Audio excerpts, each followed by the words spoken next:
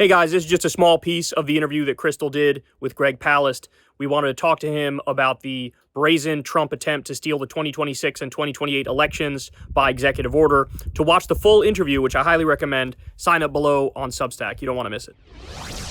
Greg Palast, welcome back. Great to have you. Glad to be with you again, Crystal.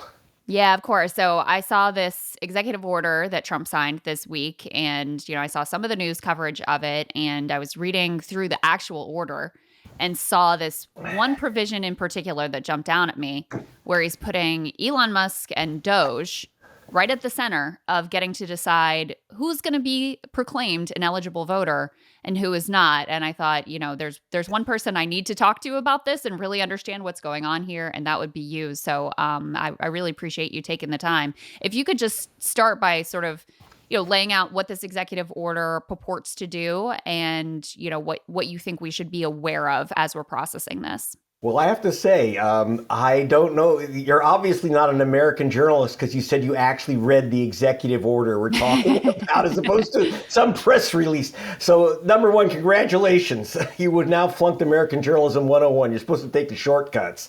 Okay, so let me explain what's going on. This past week, Donald J. Trump, the putative president of the United States, issued an executive order which on voting.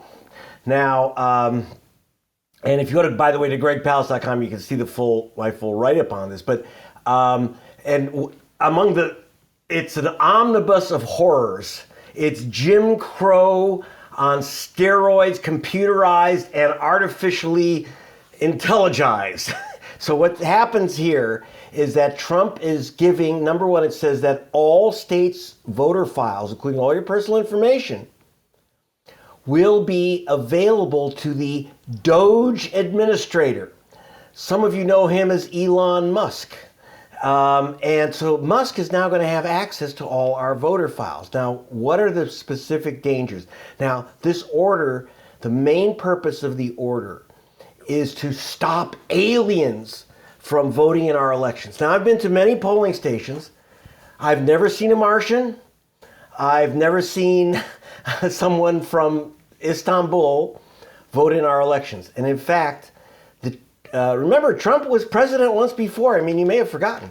But he was in for 4 years, and he and his vote fraud hunting czar, Chris Kobach, spent 4 intensive years looking for one illegal alien voter. Now, they're claiming they're 3 to 5 million. Now, remember, if you're an illegal voter, you've registered to vote, you show up to vote, you ask for a ballot, you give an address. I mean, if there are 3 to 5 million illegal voters, excuse me, you can't find 3? So right. This whole order is meant to stop alien voters.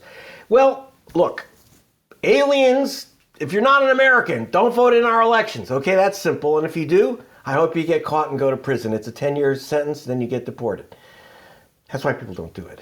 And so here's the problem, that within that bill, for example, it is going to allow secretaries of state, that is those political hacks that run our elections in each state. We're one of the only nations outside of Russia that lets partisan politicians run our elections. So we have these political operatives, like, for example, Brad Raffensperger, purger of Georgia, who will now be given access to what are called the save files of the Department of Homeland Security. That's, Kristi Noem. Lock up your dogs if you see her. Kristi Noem, who's head of Department of Homeland Security. Mm-hmm. Now, they're going to release lists of immigrants, immigration files. Well, to see if anyone who's been deported or is not a citizen is registered to vote. That sounds fair on its face, except for one thing. That file, that can't work. In fact, they tried it. Florida, it was about 2008, Florida used that Department of Homeland Security list to look for illegal aliens on its voter rolls. They tagged 172,000 Floridians as illegal alien voters. And guess what? Out of 172,000, they saw a lot of Jose Garcias, a lot of Luis Hernandez's, a lot of people named Johnson, etc., these people lost their vote. The only way they could get their vote back was take a day out, go to a federal court, and prove that they are who they are. So you had easily over 100,000 voters lose their vote. And by the way, how many illegal aliens did they catch? I have to say, they did. One. Oh an, my God. An Austrian Republican. No, it wasn't Arnold. Of course.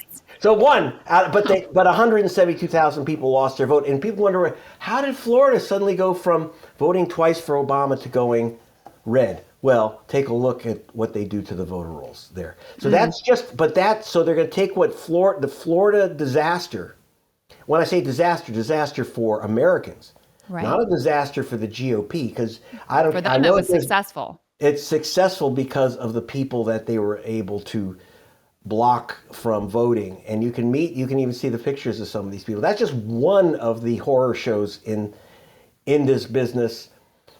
The other, well, you can ask some questions. Otherwise, I'll continue to go on and on with this horror show. Yeah. Well, I actually want you to continue to go on with what else is in this, because, part of the challenge of assessing this Trump administration is so much of what they do is illegal. I mean, it's just, they do what they want and then let the courts try to come in after the fact and do their best to clean it up. They openly defy court orders. My understanding is, so one of the provisions of this executive order is requiring everyone to not just attest that they're citizens, which is already a requirement, but to provide certain proof, things like your passport, that you are in fact a citizen and eligible voter. And my understanding of the law is that Congress has passed a law, the National Voter Registration Act, also known as the Motor Voter Law, that sets those requirements. And so to do that, to add an additional requirement on top of that, is actually illegal. And, my understanding based on this something similar gone to the Supreme Court, it was struck down 7-2, that's a pretty open and shut legal case. So part of my struggle to understand what the full impact of this will be is like, what are they going to be able to actually accomplish? What is going to be blocked by the courts? And then how will they respond if the courts do try to block some of the actions contained in this executive order? Wow. Okay. Well, that was actually pretty informative. Obviously, you went to graduate school. So.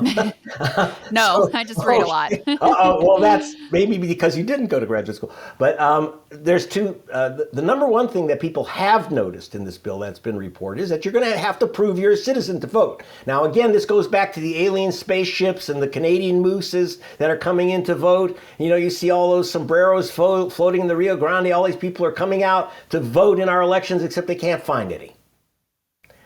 They can't find any.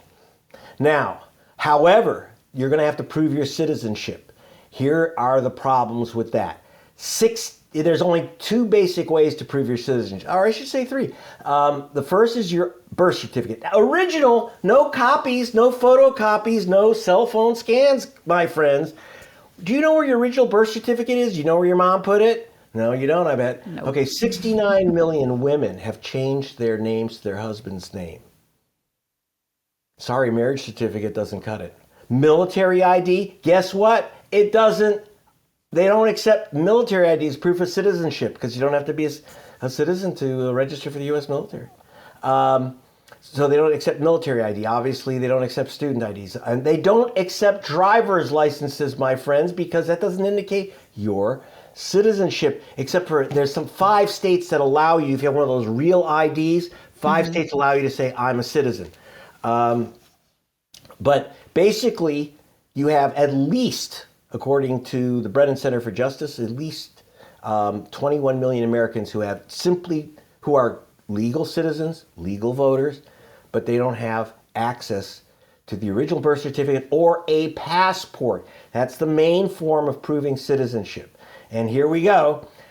First of all, only 43% of white people have passports.